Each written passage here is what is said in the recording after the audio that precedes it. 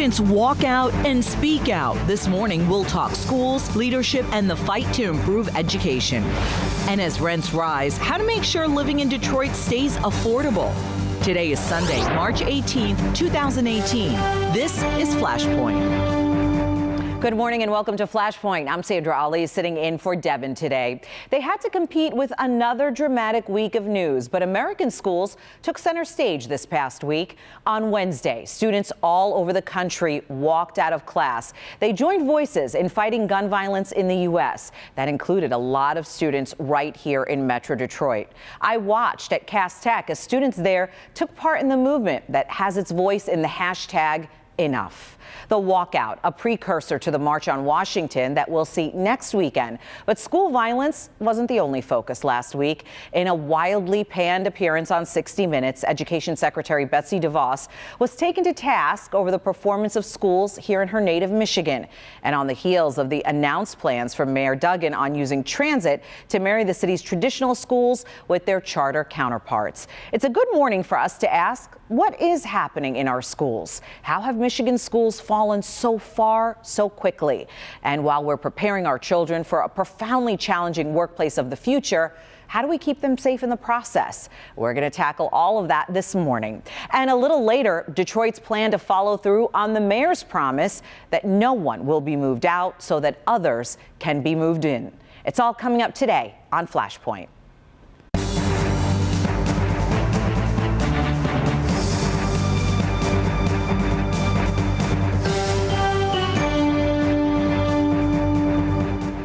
There is so much happening in the national and local conversation about our schools. Joining me this morning to talk about it is Bridge Magazine reporter Chastity Pratt-Dawsey. Bankalay Thompson is the host of Red Line with Bankalay Thompson on 910 AM Superstation. Ingrid Jacques is here with us this morning. She's the deputy editorial page editor at the Detroit News. And Randy Richardville, the former Senate Majority Leader in Lansing. So we're going to start talking about the walkouts that we watched this week leading up to this march on Washington. What do you make of what's happening in a post-Parkland world? We've seen so much happen in the last month or so. Chastity, let's start with you. I see a difference between now and Columbine just because of social media. You know, you have these teenagers who had to go through this attack, and they get on social media, they get on TV, they get everywhere, and they just spread this whole message of, we're not going to take this. Something has to be done. And so it's become like this huge groundswell of support for them. It's going to come to a big, giant fruition in D.C. But now that we have social media and we have these teenagers who are so adept at using it, it's a total different ball game as far as civic engagement with young people. And you mentioned a different ball game. We're talking about something that we really haven't seen in this country in decades. Right. Teenage activism, young people. To a point, and I think it did start that way with the students from Parkland. I mean, they spoke out very strongly right away, and I think it's important to hear the students' voices. But I also think it's worth noting that these walkouts this week were in large part not organized by students initially. The Women's March was very much behind these and putting this together. And I mean, the Women's March has been very outspoken about what their mission is. They marched earlier this year about power to the polls, getting more Democrats elected. They have a pretty far left agenda. So I think we just have to be careful about what's the message from students and what political forces might be maybe trying to co-opt their voices. And we also have to be careful and point out that there were also a lot of students on the flip side who chose not to take part in the marches. Right. Because of the involvement of adults. Well, you know, I wrote, it was 2 Mondays ago in my column in the Detroit News, I said, you know, children are now leading the gun violence debate. And I ended the column by saying it reminds us of this biblical inference that a little child shall lead them. I think what we have seen is that the politics in Washington, you see people have basically moved on from the talk about, you know, gun violence prevention. And I think what you saw with those kids in Parkland, I think they've lit a fire to our consciousness. And they're the ones now speaking out about this issue. Those kids in Parkland are not Democrats or Republicans. They're not right-wing or left-wing. I mean, they're not anywhere on the ideological spectrum.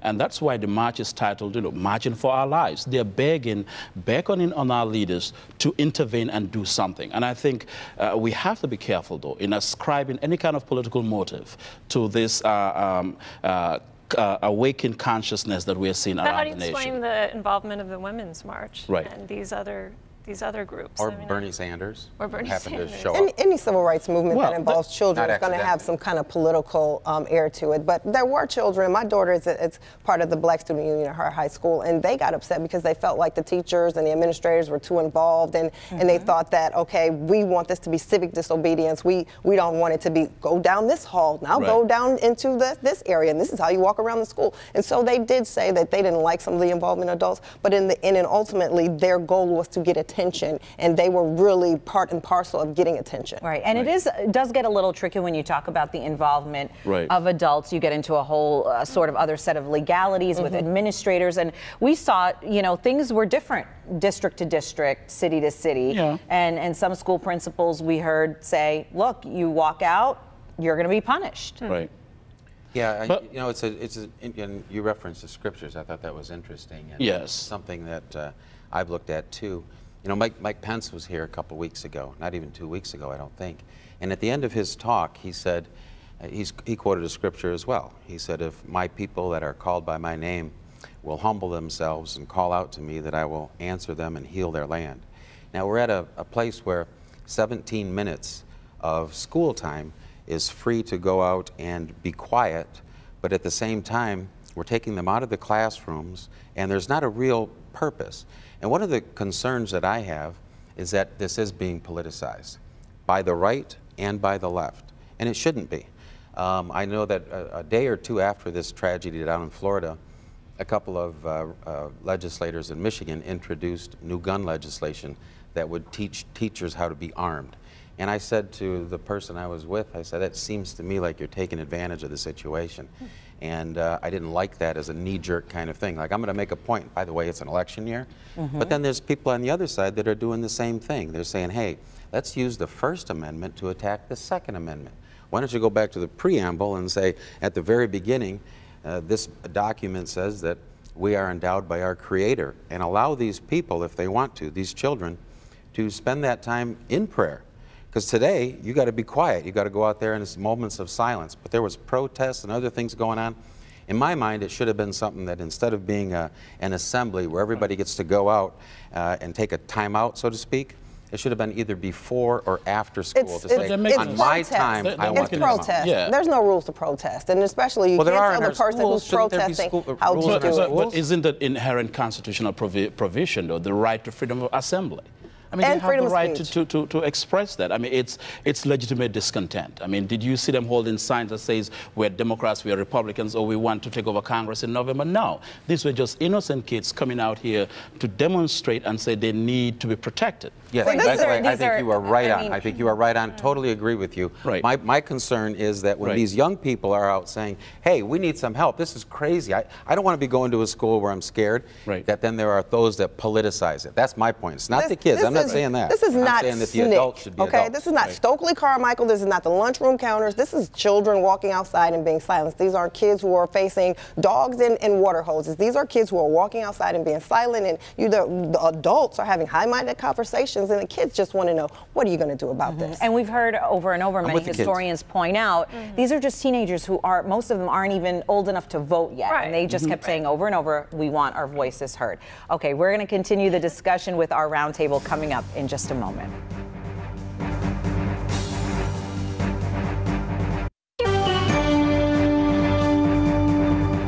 Welcome back, everyone. Thank you for staying with us as we continue talking about education. We have to talk about Education Secretary Betsy DeVos creating quite a bit of buzz for her interview on 60 Minutes. I know you're chomping at the bit to talk about this. Talk to me a little bit about, I mean, she's received a fair deal of criticism since the interview. Since she became Education Secretary, I mean, that criticism started a long time ago. But more so of late. Well, sure. I mean, 60 Minutes interview, very high profile, got a lot of attention.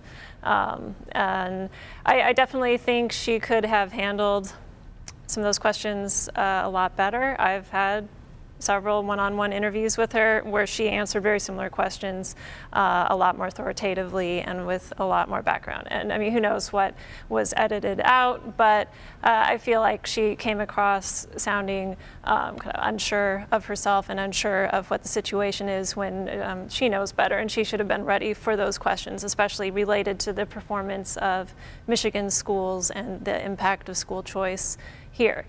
But I also think, I mean, she focused on a lot of the issues that she has been having some impact on in the last year, such as the reforms to Title IX campus investigations, which I think is one of the most important things that she can do, bring due process back to those.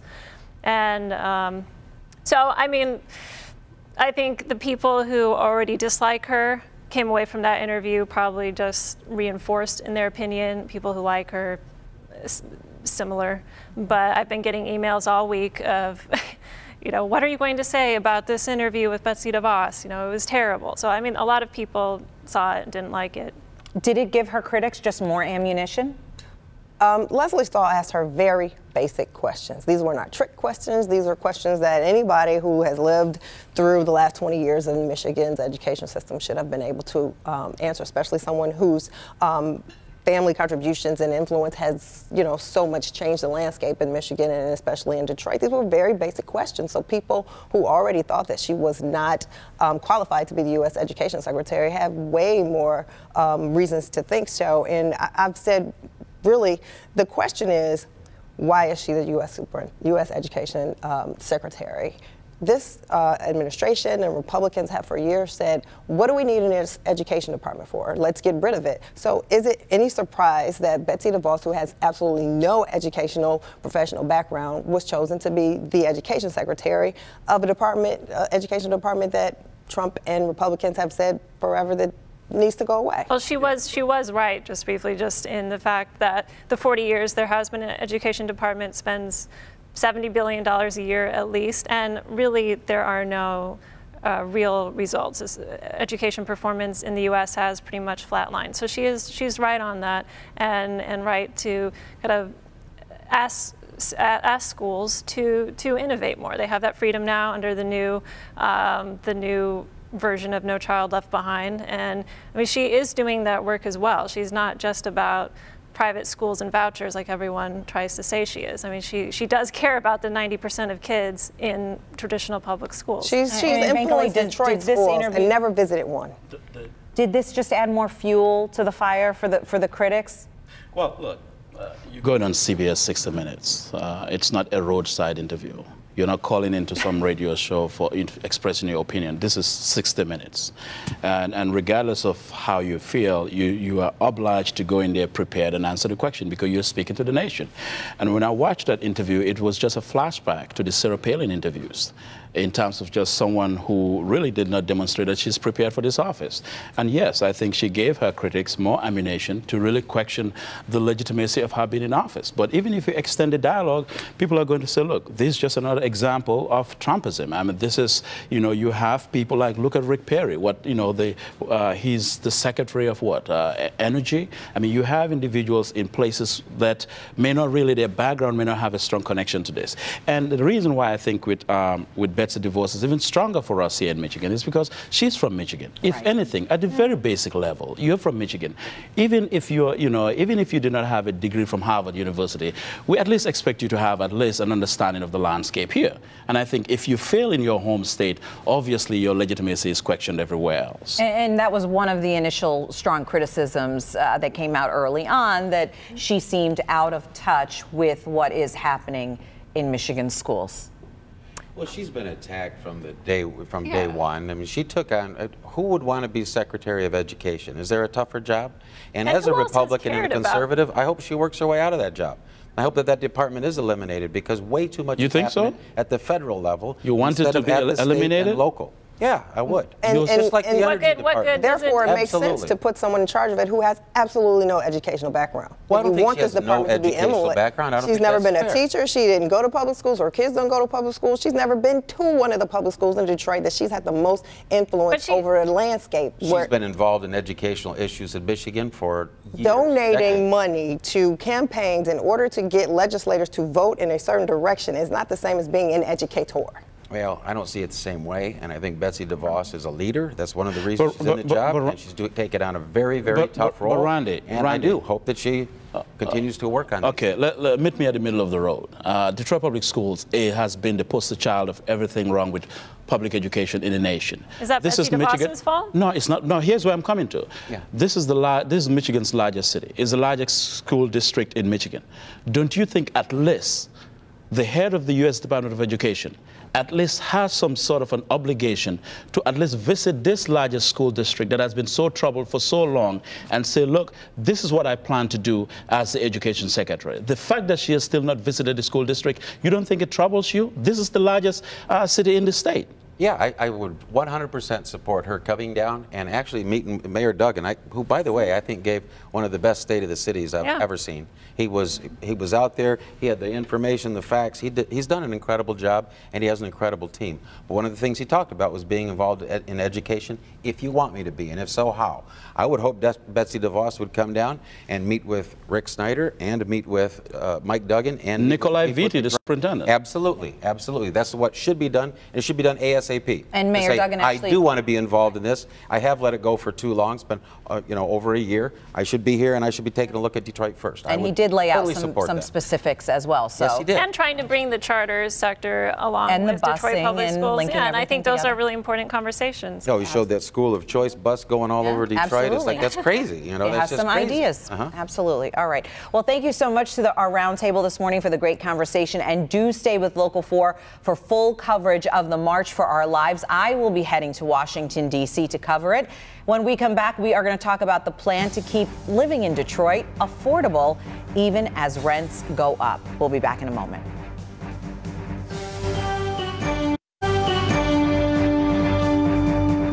Rent in Detroit is going up, prompting a push to make sure current residents don't get pushed out. Arthur Jameson is the Housing and Revitalization Director for the City of Detroit. He joins me this morning to talk about it. Thank you so much for being here with us. Really glad to be here. And explain to me, Arthur, how do you boil down the city's plan to preserve and develop affordable housing? How do you boil it down so that the common man can understand it? 10,000, 2,000, and then 250 million. So the short answer is... What do those numbers mean? 10,000 units is the number of units that over the next 5 years will have their affordability expire. And that affordability needs to be extended in order for the rents that people are paying on those units all around the city to stay the same. So what we need to do is we need to work with developers and owners to rehabilitate and extend the life of those affordable housing units. Otherwise, many of them will be at risk of having their rents go up. So that's the 10,000.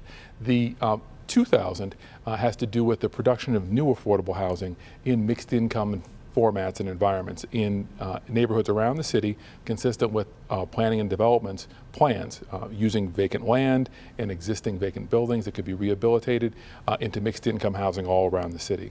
So in order to make that reality, we have to invest not only the $50 million of grant money that the city is expected to receive between 2019 and 2023, we also need to have that matched by philanthropic or other grant-making entities, and then we need to raise additional bank lending effectively of about $150 million over that 5 years. So that $250 million amount is what's going to take for us to preserve those 10,000 units and develop those new 2,000 units. And I know it's a plan that sounds great on paper, right? But it also, I mean, it's a tall order. You're talking about a lot of work and a lot of money. And what kind of time frame are we talking about? Again, that's over 5 years, so 2019 to 2023. It's sort of this year's our mobilization year. Well, I guess it's interesting. I'd say it is a lot, but now's the time to do it. So I've had the luxury of working in Washington, D.C. between 2000 and 2004 and work on a bunch of great projects like the ballpark and what's now City Center, D.C. Why is this pertinent? The city spent a lot of time and energy trying to attract and grow a different population. We were recovering from a near bankruptcy with the control board there too.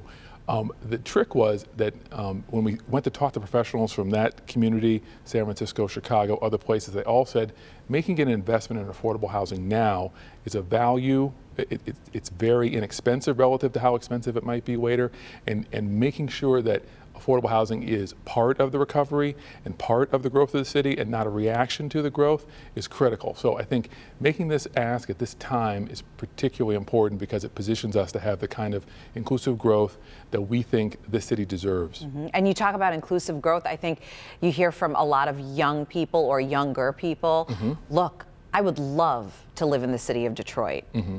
It would be fantastic, but I can't afford to live here. Have you heard that over and over? Because I know I have. I don't hear that as much. I hear more from Detroiters who are concerned about the rents going up, or seniors. I hear a lot more from them. I will say that to people who might say, it's too expensive for me to live in this city, I would say I'd encourage them to look at new neighborhoods. So people who may say, I'd love to live in the Villages, I'd love for them to come to Jeff Chalmers and see what's going on in that neighborhood. People who say, I can't afford to live in Southwest, I'd love for them to check out Warrendale or check out what's happening in Northwest Grand River area near Old Redford or in Grandmont Rosedale. There's lots of great neighborhoods in the community, neighborhoods that want new neighbors. I had a chance to work with my team members this morning on the Bridging Neighborhoods program, where we're bringing folks from Delray to other neighborhoods of the city, and they go to Warrendale for a community meeting, and those residents are so excited to meet them and encourage them to come to their community. Same thing in East English Village is planned for this weekend. So there's so many other places to live in the city that they may not know about. There'll be great communities to. And on the opposite side of that, really quickly, how do you assure seniors mm-hmm. and these native Detroiters that they're not going to be pushed out? Well, that's the key to the preservation matter. You know, in our office, we talk a lot about the only way to grow is to keep every Detroiter we can keep in the city, attract new Detroiters, and that's the key to the growth. So when I'm talking to seniors, and again, I spend a lot of time talking to seniors about preserving their existing affordable housing, seniors like Stella Buchanan, who the mayor featured in the State of the City speech. She's a person who was living in a building that was threatened with having its affordable housing rental assistance contract end. So we intervened, we closed a $2 million investment in that project along with MISHDA, the state affordable housing entity, and now it's under construction. And speaking of under construction and development, really quickly, mm-hmm. we're almost out of time, but what can you tell folks about the Rogel golf course and the plans? Well, I'm very excited. We made a presentation to Council, the Planning and Economic Development Committee today, requesting the right to acquire the Rogel golf course from Greater Grace Church. They bought it in 2007 for about 2.1. We're buying it for a little bit less, about 1.9. Planning to turn it into a development right there on 7 Mile, along with a naturalized park and a passive and active park, and critically and important, a stormwater structure that's going to take 3.2 million gallons of water out of the system and make sure that basements don't flood in that neighborhood. All right. Big, exciting plans we will be watching very, very closely. Thank you so much for joining us for Flashpoint. Meet the Press is next, right after Mitch Albom's Heart of Detroit. Have a great Sunday.